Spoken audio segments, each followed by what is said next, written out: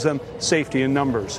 Basically, they're on their way to Tijuana. We'll see when they get there. Liz? Thank you so much for your great reporting, William. Thanks again. Let's bring in the Daily Caller White House correspondent, Saagar Enjeti, and Washington Times contributor Eric Schiffer. Great to see you both. Eric, here's the thing.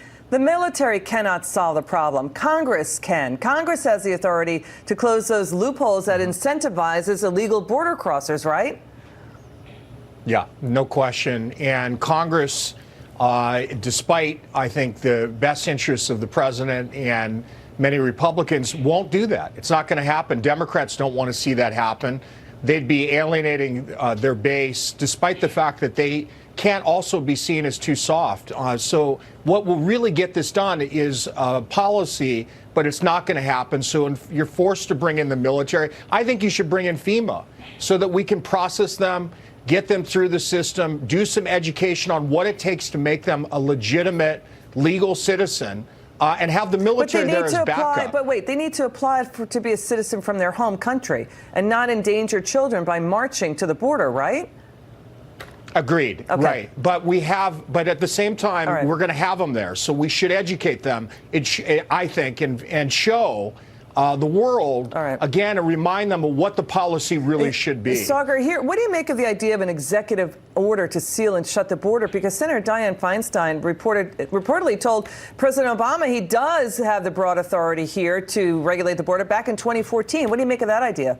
You know, that just points to how the only way to actually stop any of these people from coming to the United States is drastic action like that. It would either take sealing the border, or it would literally take another travel ban, travel ban 4.0, if you will, in this particular case, because the moment that any of these migrants hit U.S. soil and they ask for asylum, they are automatically triggering a series of legal protocols which require us to catch and release them, like the president has said. They're looking at a variety of different options, but absent some very, very drastic action like sealing the border or a travel ban of another sort, there really is no way to stop these people from coming to the U.S. Yeah, and you know what? The voter doesn't like it. The voter doesn't like it at all, Eric, and we get it. We're a humanitarian nation, but we have an inundated bureaucracy, and the problem is executive orders can be abolished by the next president. Legislation is more permanent. Here's the president tweeting out, quote, "The U.S. has been spending billions of dollars a year on illegal immigration. This will not continue. Democrats must give us a vote to pass strong laws."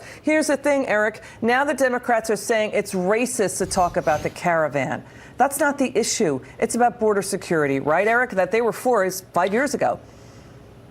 Look, it's a cheap shot to say that it's important to protect our border, and those that don't want to do it are racists. Because that argument has been used in the past for decades. And frankly, we are a sovereign nation. We must protect our border like other countries, and we can't succumb to these shots of racism and other things that people are using to get their way, to make their point, and in the process keep America unsafe. We can't do it, and we've got to stand tall. We have to stick to the beliefs that has built this country, which is a sovereignty with protection, but I think compassion for those that want to do the system the right way. And that is applying from their home country, applying from their home country to be immigrants. And here's the thing, Saagar. Was it racist when the Democrats said in 2013 they passed a bill, 52 Democrats, Saagar, we're talking Schumer, Elizabeth Warren, and more, said, you know what? Shut the border, do a border fence, end visa chain migration, and the visa lottery and all of that. That's what the Democrats wanted just 5 years ago. And all of a sudden, they're calling it racist to try to do things like that. Yeah, and what's even more interesting is that if you look at any of the Democratic candidates that are running in tight races, we actually contacted all of them over at the Daily Caller. Not a single one of them wanted to talk about the caravan. None of them wanted to talk about asylum, about the loopholes that currently exist in our law. And it shows why it's an issue that the president is going to be talking about every single day leading up to Election Day. I'm not sure if you saw a few days ago, he actually tweeted a clip of former President Obama talking about the need to secure the border in the South. It used to be a bipartisan bipartisan issue. But under Donald Trump, things have really gotten haywire, and a lot of Democrats seem to have forgotten their old positions. That was then Senator Obama back in 2005. Great to see you, Eric and Saagar. Great to have you on. Thank you so much. Thanks for having us. Up next, the balance of power in the House and Senate now up for grabs. Now, former Bill Clinton pollster Doug Schoen warning Democrats, you know what, you got a problem. It's a big one. Doug is here to explain next. I'll tell you what we're not and who we're not is a bunch of socialists.